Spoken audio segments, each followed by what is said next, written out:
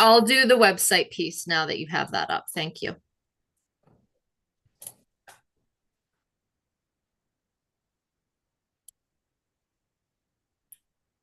We ready to record? Give us 2 more minutes if you can. Thank you. Sure.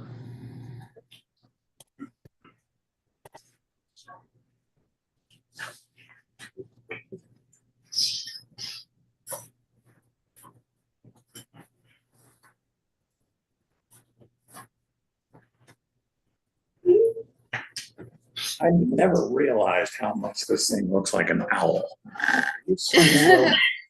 Well, Brandon, That's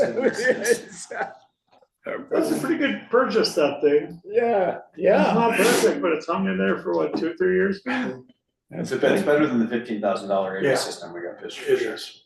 I was pointing at me. Fairly, It was cheaper. fairly cheap. It's actually pretty awesome. Right.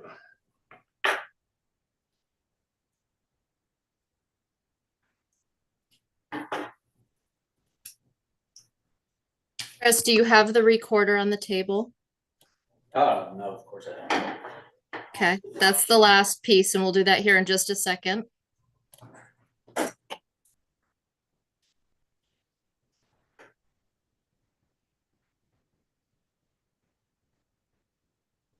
Jen, I'm ready to record with the backup recorder. Awesome, thank you. I've almost got our link going. Okay, I would say you can start that, and we'll start the Zoom at the same time, and then you'll be good. Okay. I usually do the recorder and then the Zoom, and you're rocking and rolling. Recording analog, and we are recording on Zoom. Good, okay. Welcome to the Alta Town Council meeting of August 14th, 2024. Our staff is a bit dispersed, but I've gotten it all together, and here we are ready to for citizen input. So any citizens who would like to address the council, please come forward to the podium so we can record you and tell us what you have to say.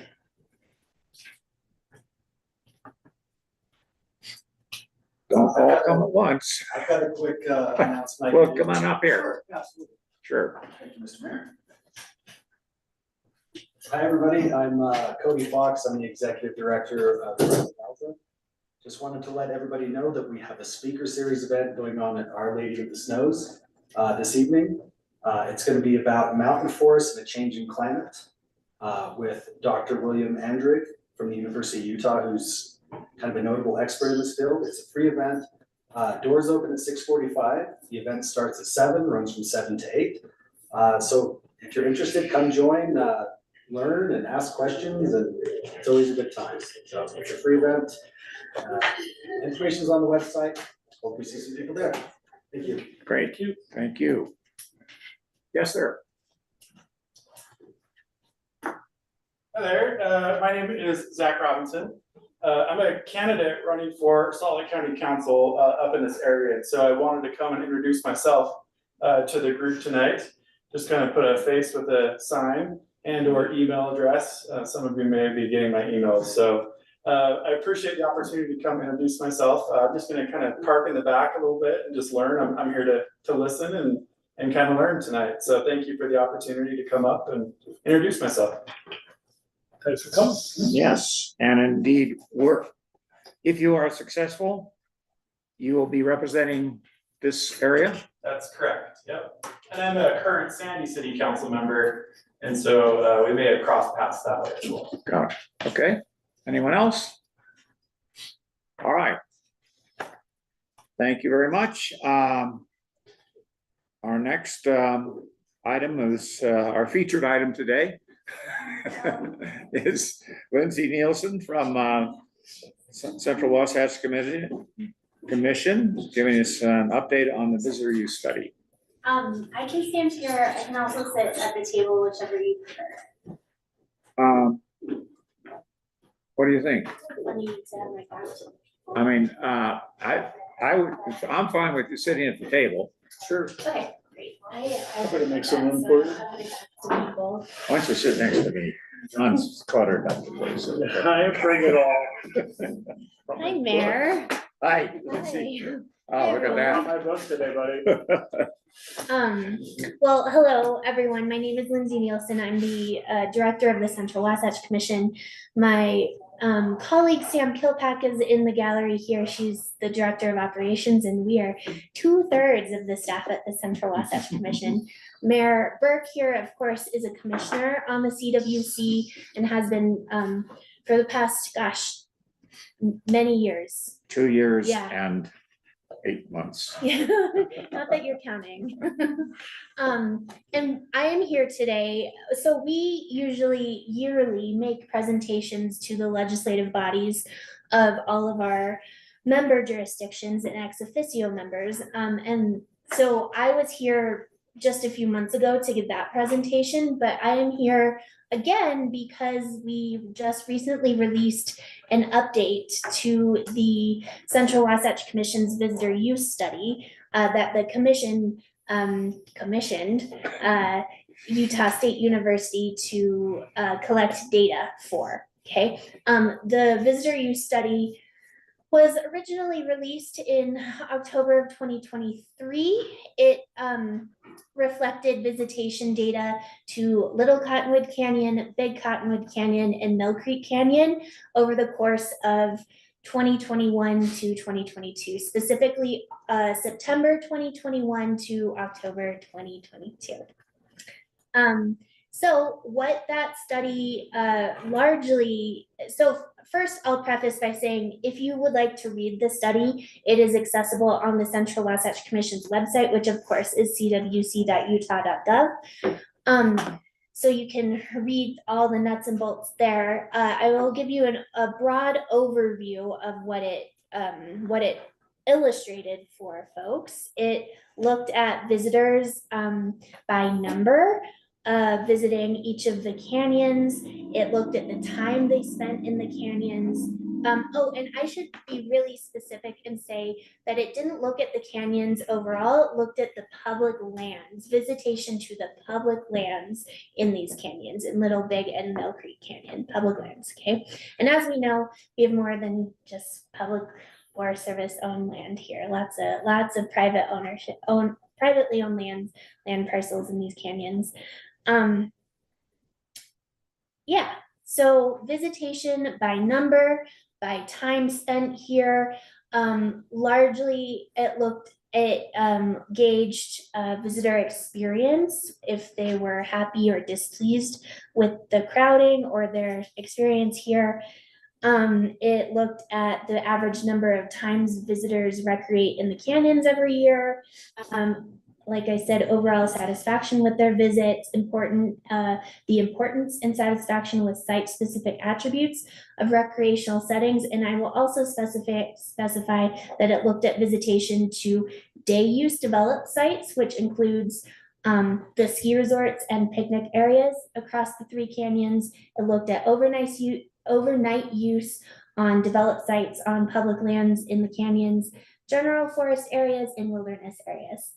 Okay, and why I'm here again, we talked about this the last time I was here, just a few months ago, when it was more recently released in October, but why we re-released it just recently last week is we identified an issue with the visitation numbers in the original report released in October, visitation to those day use sites, which again includes picnic areas and ski areas. Okay, there was an issue with the data weighting, which resulted in a severe undercut in the number of visitation numbers to those day use sites. Okay, so that weighting issue has now been corrected in this updated report, so that the visitation to the ski areas and to the picnic areas across the study area more accurately reflects visitation in reality.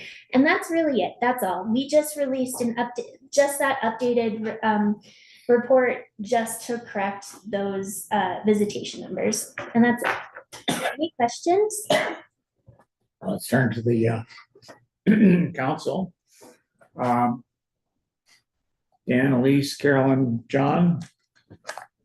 I thought these questions that came with the material we got, particularly the questions from my mom about how come the numbers don't line up and whatever, and that whole discussion was really interesting. It gives you a lot more confidence that you've really dialed it in and these numbers you could rely on. I'm really glad to hear that. Yeah, and I'm the team at USU and the CWC, we aim to be responsive to folks when they express issues. And so I'm glad that you feel that we have been, yes. And I will say, I will be really specific and say that the folks who collected and performed the research was Dr. Jordan Smith. He and his team have a home at Utah State University. Any other questions? Yeah. Dan or Elise or Carolyn, anything for Lindsay? Shaking her head. I was just wondering if they think that there's any change in the data because of COVID, because it was 21, 22 was when the data was collected, if I understand correctly. Yes, so, sorry, can you specify a little bit more, narrow your question a little bit more if you don't mind? No, sorry. So I believe that you stated the data was collected from 2021 until 2022. That's correct. It would be my impression that some of that data may be skewed by the fact that it was COVID. Okay, so with data like this, the CWC also has a dashboard to house data for environmental elements, air quality, water quality, traffic counts, and those data are housed on what we call our environmental dashboard.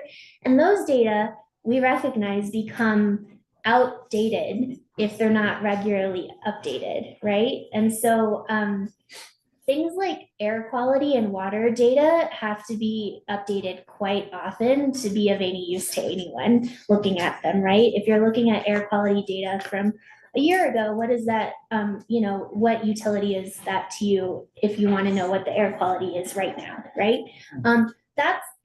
I hear Carolyn, and I think that's what she is alluding to, that the data is specific to the temporal, the time and space in which it was collected, right?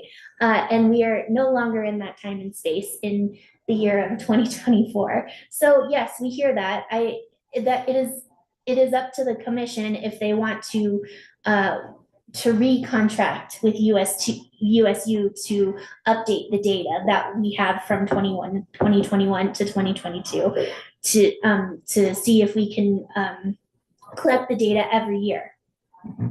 Got it. Okay. Yeah. I mean, she makes an interesting point that much data across the whole world was unusual in that period because of the pandemic.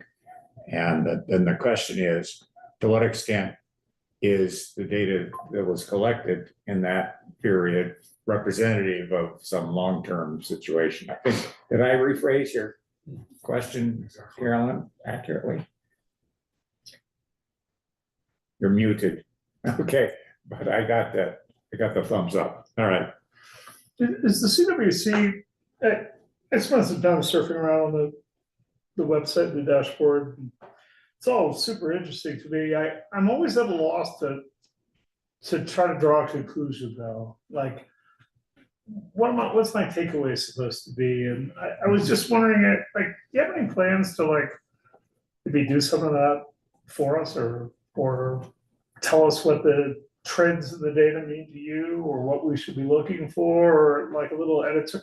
I guess I'm just suggesting that I would find it helpful if there was some sort of editorial commentary, interpretation. Yeah. It would be more interesting. On the dashboard? Yeah. Yeah, you are not alone in expressing that sentiment. We've heard that specifically many times recently from our stakeholders council committee, the environment system committee. We're taking a concentrated look at the dashboard. And that, I will say, the decision to present raw data and allow the user to make their informed personal interpretations of those data was a specific choice of the commission when we were when the commissioners were deciding what they wanted the dashboard to look like. Okay, but if that no longer reflects the will of the commission or the stakeholders or largely the public at large who the dashboard is for, then I think we should also be responsive to that, you know? And it would just mean an update for the dashboard. Actually, I mean, it would mean a very large update to the dashboard. But that, you know, that doesn't mean that it's not prohibitive. We can do that if that is the will of the commission based on feedback we're hearing. One of the examples, you know, we've had a modest plateauing in the skier visitation growth. And so I was trying to figure out, well, has the summer visitation also plateaued? Or is the summer visitation continuing to grow? Questions like that. Yeah, yeah. I wonder if whomever is controlling the screen here, if it is easy to pull up the report. I think Jen is pointed to do that. If that's easy, I if it's also not can. easy, I understand, because Sam and I run our own meetings and it's not easy on the fly to do this, so I understand. But those numbers are contained in the report, at least for that 1 year. And I will say that this visitor use study is not meant to show trends over time. It's meant to be a visit. Snapshot. Yeah, look at that one spatial and temporal snapshot of these canyons. Yeah. I didn't mean to send you in the weeds, and I think that's a great, it's a perfectly acceptable response. No, and So I it It actually appreciate makes the me feel question. better about my analytical skills, because you're telling me it isn't a trend. No, it's a great question. I welcome the question. Thank you. And yeah, I'm here, twice a year, so I'm happy to answer questions that folks have. Lindsay, I think you can see my full screen, right? And Yeah. you can see the Central Wasatch page. Can you just help me navigate to your report real quick? Yes, If that's what you wanted. It's on I, the town website, I believe, as well, Jen, on our, Okay. the visitor use study report, yes. yes, it's posted on the council exhibits. No, you're right, Chris. That is a much faster way to get there. Thank you. And you want me to go to this one, Lindsay? Outdoor recreation use? Yes, the report, yes. But I will say, while, thank you so much, Jen, I appreciate it. On the fly, that's kind of tricky sometimes. I'm in New Hampshire, so the internet's slow. Sorry, you'll just have to wait just 1 second. Long way to transmit from New Hampshire, Alta. While too it's popular. loading, I had one observation that was a takeaway, completely unscientific, but it seemed to stand out to me, which was the general satisfaction of the users that were coming up, or their lack of attention to congestion as an unhappy experience.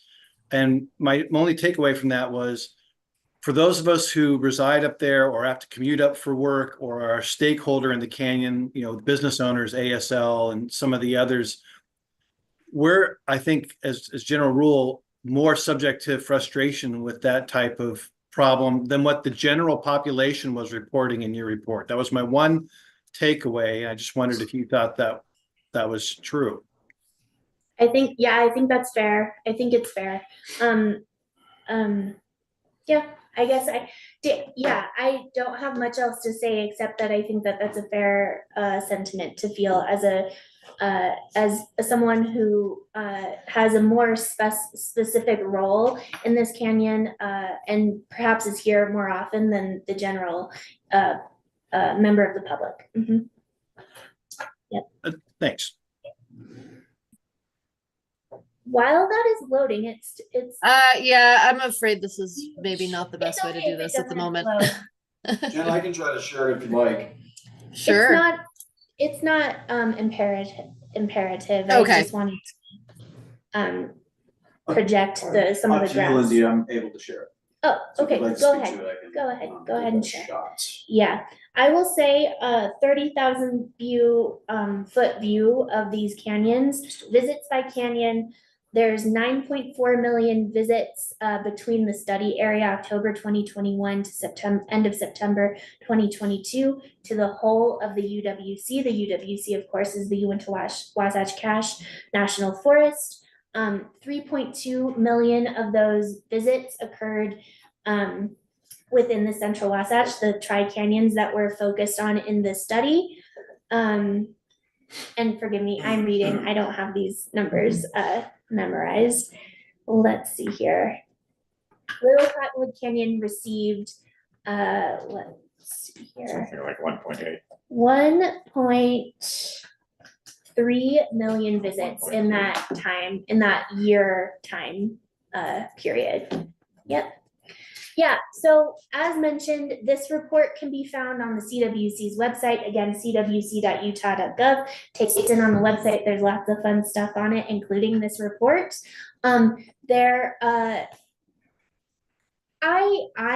It is not my job to research. I'm not a researcher by profession, and I still could absorb what is in this report. So that is saying, even if it's not, if you're not an academic, I think you will still be able to get good information from this report. These graphs are kind of what I wanted to look at. These show the proportion, let's see here. Yeah, visits by canyon in the tri-canyons. Yeah, the various graphs like this in the across the report. So yeah, and then after reading the report, if you have questions, please feel free to reach out. You can contact me or Sam or even Mia, our community engagement coordinator, and our contact information is on that website, okay? Any other questions? Thank you so much. Okay, thank you. Lindsay, Jen, I'm gonna stop sharing unless you take the reins again. Yeah, Okay. Thank you, Lindsay. thank you, Mayor. Next up is Mike Mon, who I believe I saw remote. He's on his way, He's on his way. Okay. visually or virtually, I should say.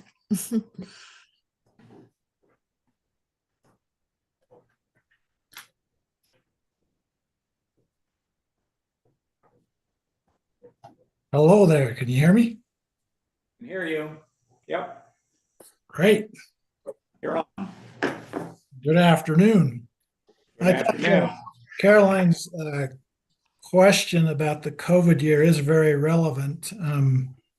When you look at visitation of skiers to Little Cottonwood Canyon, the number of people, I mean, we're over 100,000 more visitors, this past year than we were in the COVID year. 21, 22. So I don't know how that impacted overall visitation in the study. We know there were a lot of people that got outdoors, but given the COVID restrictions that everybody was operating under, the numbers were suppressed in that particular year. And it may be just across the whole study that's there, but something to keep in mind that's there. Update from Alta ski area. We're moving forward with the Sugarloaf Patrol Building at the top of Sugarloaf, going well on schedule, hoping to be done by mid-September with that building. We're also the retaining wall at Alf's that's being repaired. That's project's underway. We've removed all of the part that's collapsed and created a new base, and we're starting to come up now with that project. That should start to take shape here pretty quick. The project up on the mountain of regrading the Mambo Bowls and the Ballroom Traverse, that should be wrapping up this weekend into next week. As far as the heavy excavation work, we'll be moving into the revegetation and phase of that. This is the last week of our work on the High Traverse. We'll be pulling off that for this summer, after this week. And we're just starting to break ground and starting to do the work on the Albion conveyors over by the Albion base that's there. So that's kind of where we're going to be focusing some of our efforts to get that up and going. Sales of product for next year continues to be fairly flat compared to last year. Icon reported today their sales are up about 2% overall in their system, up 6% in the state of Utah. But they're continuing also to see a shifting from the more expensive products to the less expensive products, which we continue to see within our product mix that's going on. And that's kind of an update on our projects here for the summer. We're working towards starting to look at hiring and bringing in people for next year, or the next season, probably in the next early October. That will start to occur. That's all I have, unless you have any questions for us. Well, I have one, Mike, which is any update on the plan for Supreme next year? We're continuing. We had a environmental consultant up here last week with the goal of it delineating and identifying any wetlands on a potential new alignment, any sensitive plant species. That work has been done. We will then be sending that information probably a week or so out before we get that. We would send that to the lift manufacturer to see if they could work around those areas. And depending on what comes out of them, then we would be going back to the Forest Service if we can work around that and see if that project can move forward or not. So it's got to go through this process with the Forest Service, which we're trying to move along if we can. Okay. But the lift we are replacing all the chair pans and anything that is of concern. The lift will be up and operating for next season. Good. Other questions of John or All good. Dan or Elise or Carolyn? I thought Carolyn kind of bailed out of a car and maybe bailed back in. I'm not quite sure. Nice to are- get that. Nice to get that right. Yeah, we Yeah. are continuing to work with Chris and others at the town staff on rolling in a potential water project into our snowmaking line replacement project for next summer. And it's time for us all to sit down with the town of Alta and the ski area and start talking about Parking. the next contract with parking with interstate. So we need to What do you know? kind of get that thing figured out. Those are a couple of things we need to jointly work on in the next little while.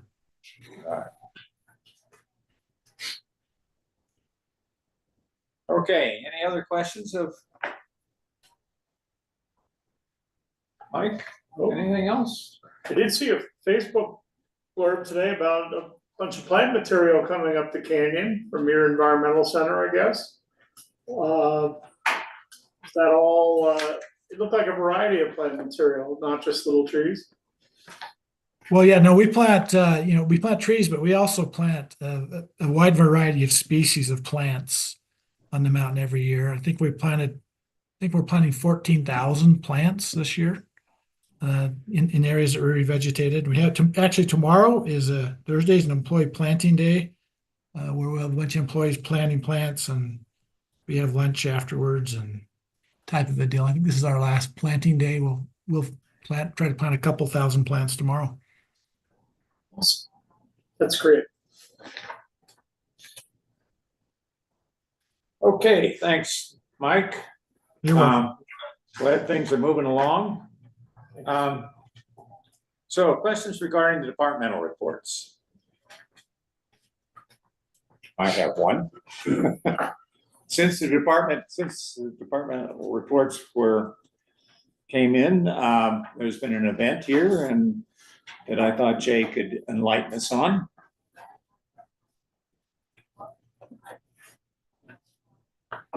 Good afternoon, Mayor and Council. Good afternoon, Jay. What can I help you with? Well, What's your we had a question? fire here on a mountaintop nearby. Yeah. So you want to give us a little rundown on So that? I was not on duty when you had, this was just yesterday, correct? Was it yesterday before, I think? 2 days ago with the Yeah. storm that came through? Yeah. Okay. Well, However. defer it to somebody else. Yeah, he was here and he can explain what their response was, and then I can kind of give some background into the bigger picture of Okay. how we do things related to that. Right, okay. Step up or just second stand. Please do. Come on Yeah. up, Brian. I think we actually ran into you on our way down. We did. Yeah. I'm Brian Pickett. You guys, I don't know, I've been around here for a while in the canyon here. But we were on duty, we received a phone call that the fire had started. And we, have an entire wildland division kind of determined where, well, first of all, we determined that fire was probably on Forest Service property. And so we called our wildland division to get them spooled up and get started on it. From everything we knew, it sounded like it was just a light strike, like pretty confined, small fire. Luckily there was some rain that came in with that lightning, so it wasn't really spreading very quickly. They came up with a plan, our wildland division came up with a plan, they contacted NRIFC and or the state resources were notified them, got them en route. It was actually, quite a ways. It was in the next ridge behind off of the Supreme Ledge. You could see it from the top of the lift. There was the big clear out into the backside there going towards Homestead and out towards Heber. So I believe mostly was extinguished overnight for the more rainfall overnight and kind of helped keep that from really going anywhere and pretty much put it out. But the state Forest Service responded early the next morning and had a engine there and a crew up there, and they were working throughout the day. We went up that same morning and looked, and by the time we got there, there wasn't anything that we could even see in the smoke, or the crews were there working, but there wasn't any visible flames or really any damage. So, and then like I said, we're headed back out and we ran into you on the way down, but yeah, there wasn't really much to report. Luckily, we got a lot more rain since then as well. Yeah, a lot more rain. We've also had a lot more lightning. Yes. Yeah. And so, I think, I don't know all the different ownership there, but I believe it was mostly Forest Service property that ridge is on, where that fire was. I don't know. well, my experience is the fire don't recognize the boundary lines. Starts like that are fairly common. Yeah, Like lightning strike, single tree. I mean, we have them in Alta from time to time. I remember one on Peruvian Ridge, I remember Yep. like Hellgate. I recall talking to a previous district ranger about something totally unrelated, and she mentioned the fire at Days Fork. I said, oh, fire at Days Fork, seems interesting to the town, and she said that's all lightning start. They happen all the time. It's pretty common for storms to move through, like happened yesterday and earlier today, and have several lightning strikes. And even if it's actively raining, that amount of energy going into a tree can sit and smolder. And so when the sun comes out and the humidity drops, then the smoke will pop maybe even a day or 2 or 3 days later. And so you may see things that happen several days later. And so to give you a bigger picture of what we do as an agency, we would always involve NUFC that Brian referred to, and that's the Northern Utah Interagency Fire Center. And NUFC is essentially the dispatch center for all wildland fire resources in this Great Basin area. So they would utilize municipal departments like UFA, State Department of Forestry, Fire and State Lands, Forest Service, BLM. All of those resources are dispatched and organized and followed through NUFC. So we would, if we have any kind of call related to any kind of wildland fire, we would coordinate with them to ensure that they are aware of that. We also have our wildland duty officer that is always on duty. It's a rotation. So we have somebody 24 hours a day that is on a rotation that coordinates with UFA resources and also with NUFC, so that we're working together to make sure that we're suppressing fires that need to be suppressed, or that in that case of what Chris mentioned, if there's a single tree or something that's smoldering, that we're aware of that. And then they would follow that to make sure that they are sending resources or If conditions are such that they feel comfortable with leaving it, then that's a decision that's, they utilize certain parameters, risk parameters, both with what is the wildland fire risk currently, what is the risk of suppressing it? Is it in an area where you would have to use aircraft, which can bring more risk to the situation? And then they would determine whether or not they would extinguish the fire or believe that it would eventually go out. So that was the case several years ago when we had those trees that were smoldering on the Peruvian Ridge, in Hellgate, and those areas where there wasn't really a risk of them spreading anywhere else. That may be different if it's July and humidity's in the single digits and we have forecasts for high winds, then we may jump on those and put more resources on them than this time of year where things are relatively green right now. That may change in a couple of weeks. But it's just kind of a decision-making process that is looked at by a number of people. But in this case, it was a ways away and they could get resources on it, so. Yeah, great explanation. Yeah, is all the recent rainfall gonna bring about a change in the fire hazard status? I think it will decrease the status in the short term. We don't have a lot of growth that happens right now. So all the moisture that we get in the springtime leads to growth of our light fuels that eventually dry out and they're cured in June, July, and early August. And right now we don't have a lot of new growth that is happening. So this rain is great. It raises the humidity, it raises our fuel moisture levels. And so it's awesome for mitigating any kind of risk of wildland fires right now. But the current fire restrictions are gonna remain in place? Absolutely. Yep. Thank Yeah. you. Yeah. So Dan or Elise or Carolyn, any more questions? Well, we got Jay pinned down over here. Thank you. I have just a couple things since I'm up here. Just a Yeah, couple do it. Reminders on dates to keep in mind in the future. So September, dates of importance to remember, the 16th and the 17th are chipper days. Information on the newsletter that went out on how to sign up for that, what you need to do to prepare for that as property owners.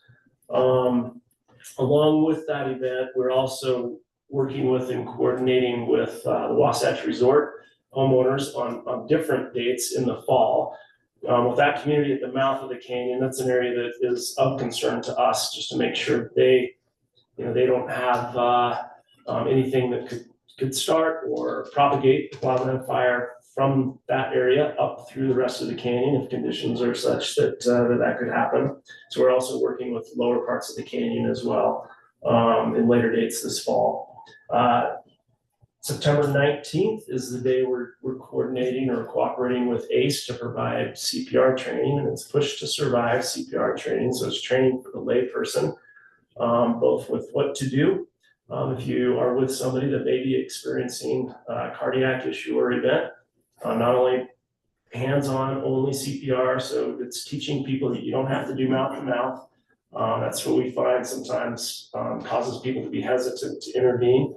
But just hands-only CPR, as well as how to use an AED. So like the AED that you have in the back of the room here. And those AEDs are in several locations throughout the town. At the ski area, in the lodges, they all have those devices that are available to use. So a great event, 2:00 down at Lady of the Snows.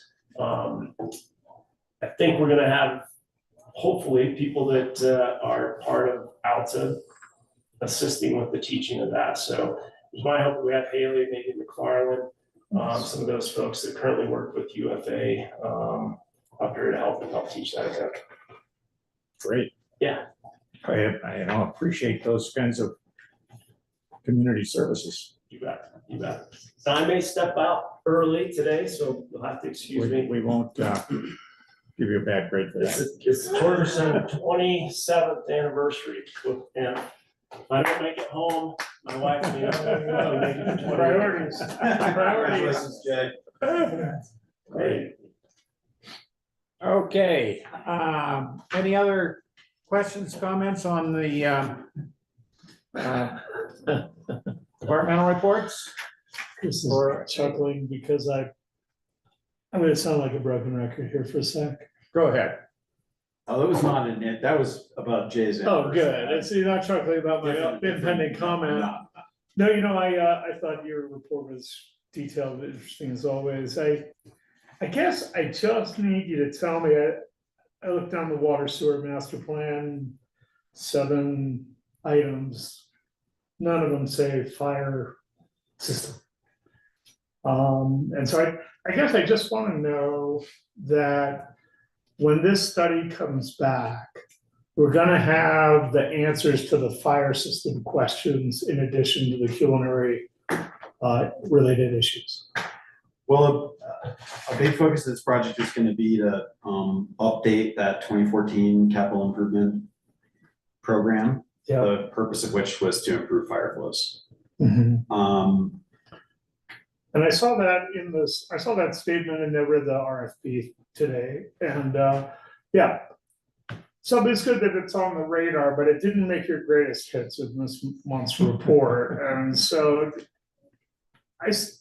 think of that as a big justification for doing this study, and it's just important to me to know that it's not gonna be another study after this one. We're not gonna get the water system back, and then we're gonna do a separate fire study or something down the road, that the answers with respect to assessing our fire flows and also assessing our reserves, our storage, those answers are in progress, they're coming, and right. they're on the list. They are, and I'm not gonna try to explain my understanding of our deficiency. I was about to start, but I'm gonna stop.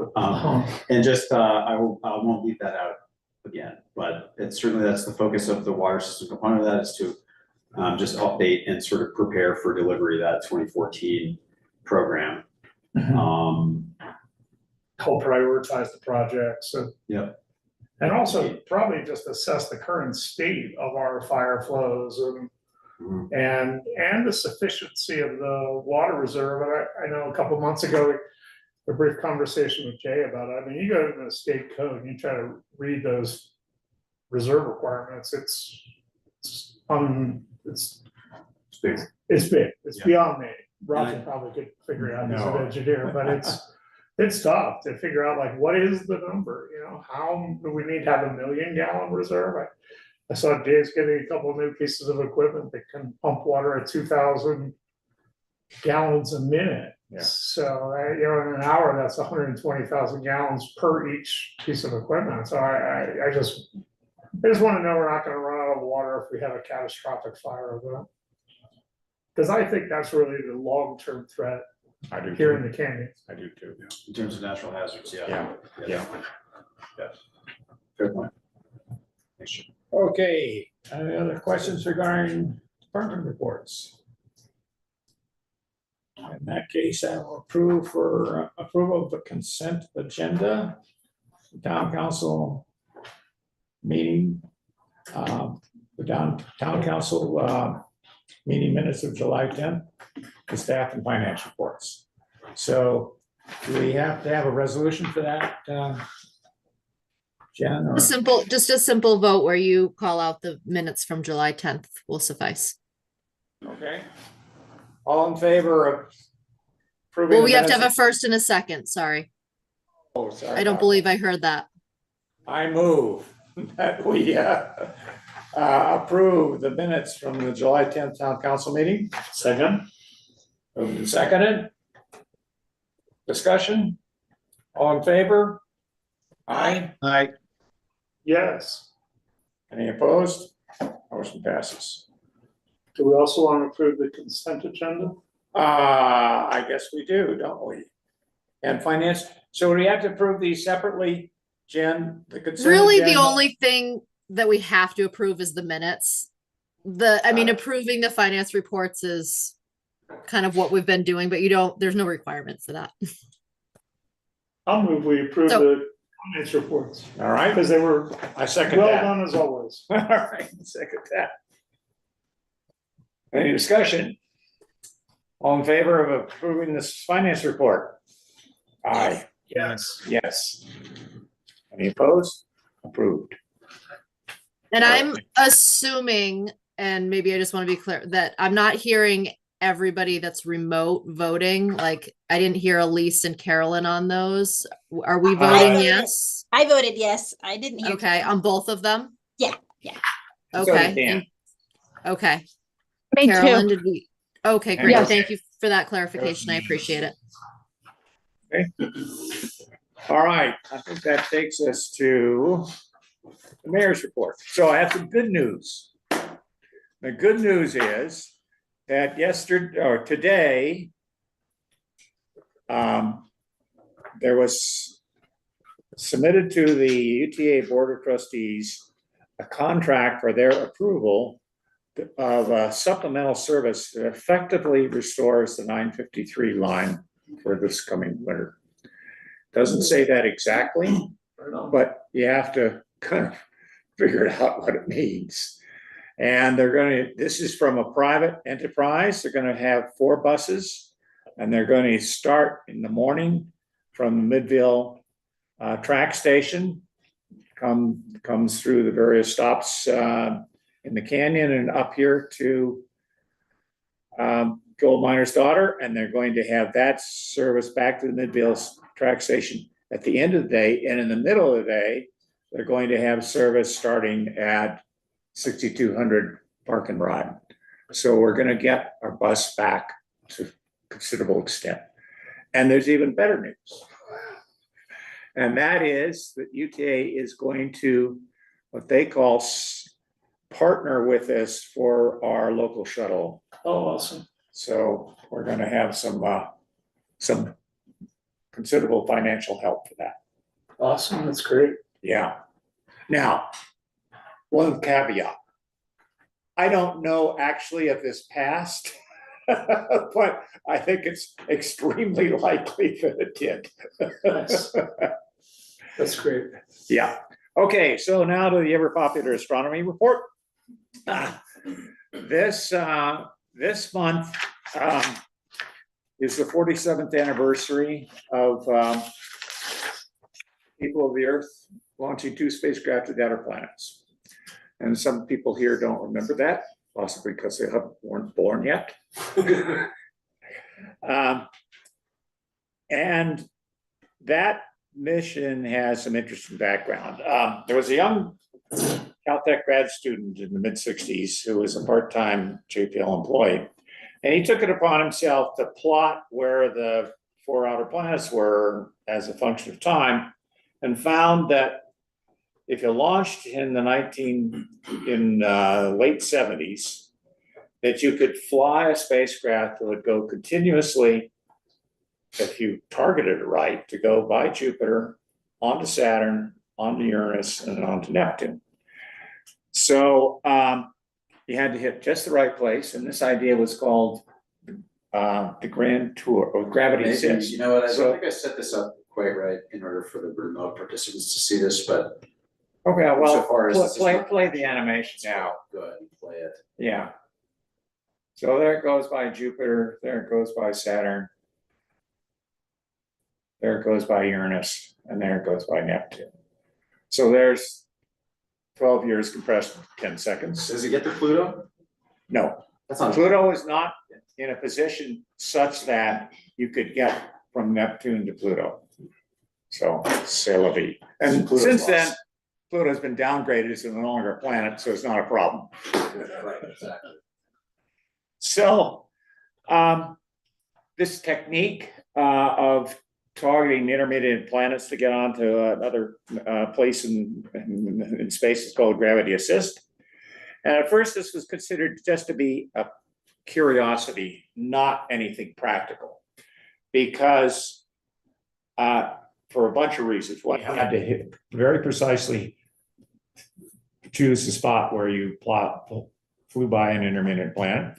Another is it took 12 years to get to Neptune. When you got to Neptune, the solar power is down by a factor of 900 from what it was on Earth. And the radiation environment at Jupiter is very severe and would threaten the electronics. And at that time, no interplanetary spacecraft had lasted more than a year, and had never gotten any further than Mars. So this looked like it was crazy. So the idea was, well, let's wait till this alignment comes around again. So we made a computation on when the alignment came around again. Turns out it happens every 176 years. The last time it occurred was during the administration of Thomas Jefferson, who spent all his money on Louisiana Purchase, had nothing left over for doing something like this. So, but over the years, it evolved from a curiosity to a possibility. And it was there was an ambitious undertaking to develop the technology to meet the challenges, and a project was born. And it was inserted into the fiscal pipeline, and it kind of worked its way to the people who looked after the money in Washington and so forth. And JPL called it the Grand Tour of the Outer Planets. But that was too opulent for the name for the bureaucrats. So they changed the name to Mariner Jupiter Saturn 77, which sounds a lot more blah. And it was later changed to Voyager. So what is truly amazing, and absolutely no one ever had thought that this would ever happen, is that these two spacecraft are still operating and still transmitting scientific data. And it's now 47 years since they're launched, okay? And it is very difficult to convey in terms that we can understand how far away they are. But here's an attempt. Light from the sun traveling at the speed of light takes 8 1/3 minutes to get to the Earth. Radio waves from Voyager 1, also traveling at the speed of light, takes over 22 hours to get to the Earth. Whoa. Yeah, whoa, that's right. So this grad student is named Gary Flandreau, and after he got his PhD from Caltech, he went to work at the University of Utah, faculty there. And then he moved on to University of Kentucky, where he was trying to understand why rockets blow up, which they do, and it's called combustion instability. And I talked to him recently. He's coming up on 90 years old, still going. Little history there. Okay, next topic. On July 18th, Alta hosted 2 meetings. A council of governments met in this facility right here and enacted a plan for protecting the unhoused this winter. And after that, it was a less formal meeting of the Council of Mayors, which has a big overlap with the Council of Governments. And that was held in our park. My goal for the latter was to acquaint or remind these community leaders of the beauty and preciousness of this place, its fragility, and the importance of keeping it that way in the presence of growing pressure for change. And I hope that goal was met. An indication of the tone of the event. I mean, it's a lot less formal than other events because the mayors of Salt Lake City and Harriman brought their young children to it, which is just great. The capstone was a hike along Barb's Trail to see the wildflowers and hear the birds and generally enjoy nature. And then for the more rugged to get up to see the waterfall in the Snake Pit.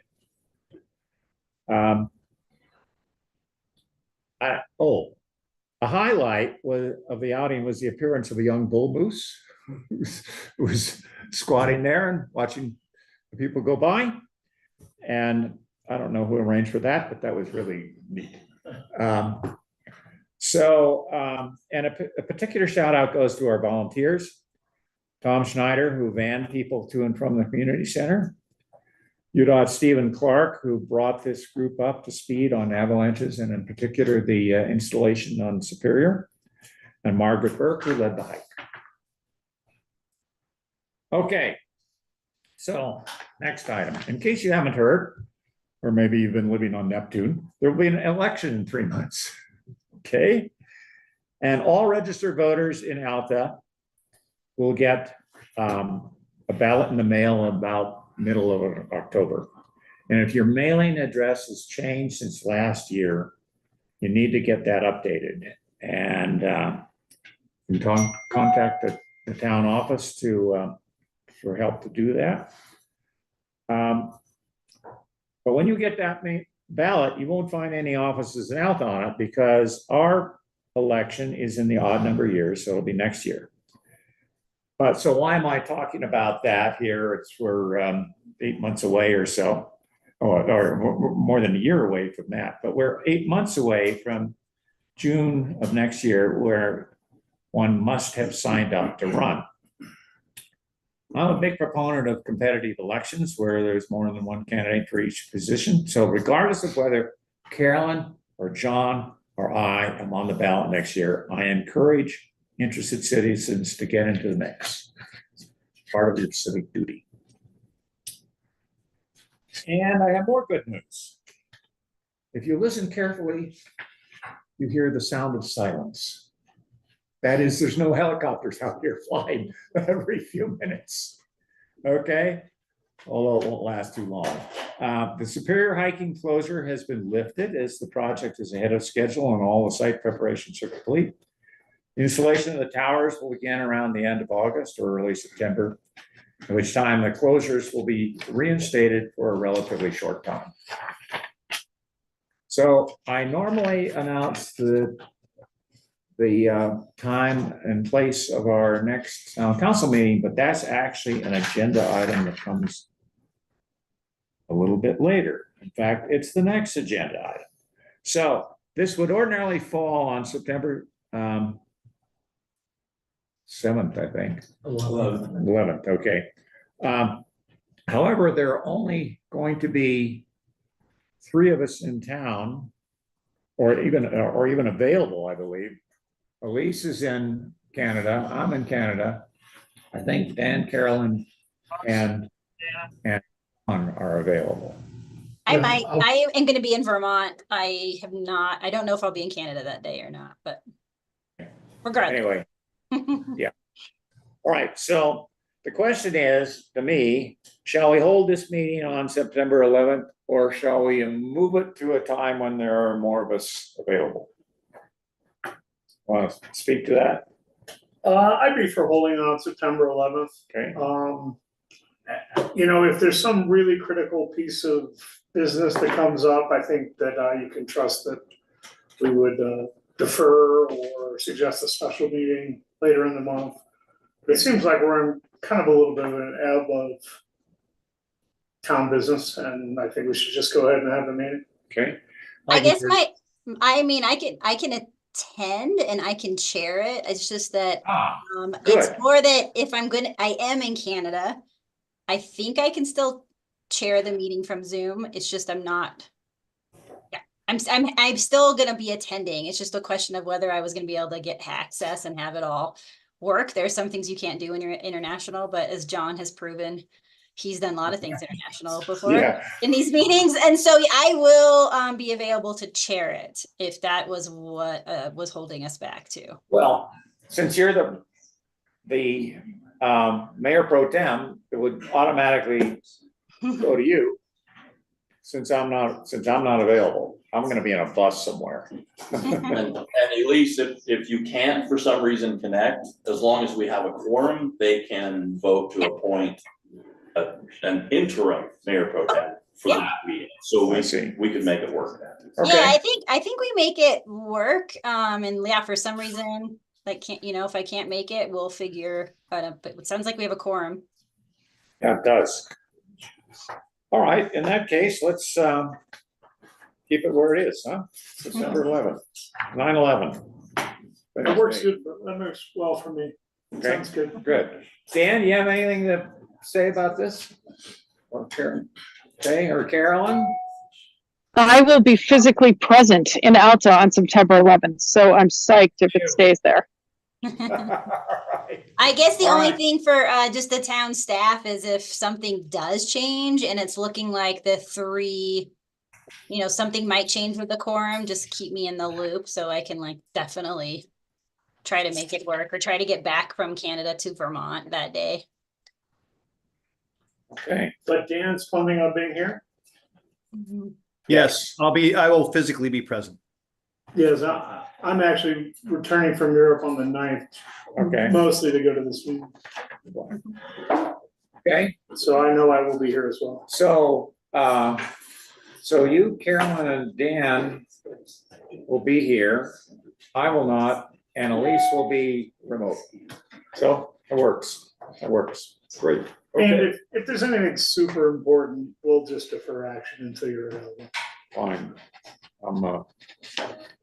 Sounds good. It's all important. But some are more important than others. All right, in that case, we have up for discussion and possible action to adopt ordinance 2024-0-7, establishing a time and place for regular meetings of the Alta Town Council. And I believe we have the dates for all these. The only one which was at least in question for the near term was September 11th, which we decided on.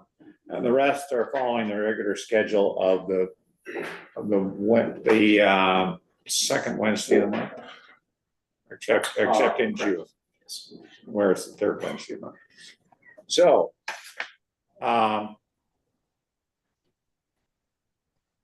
do I make a motion to, Anybody can. okay.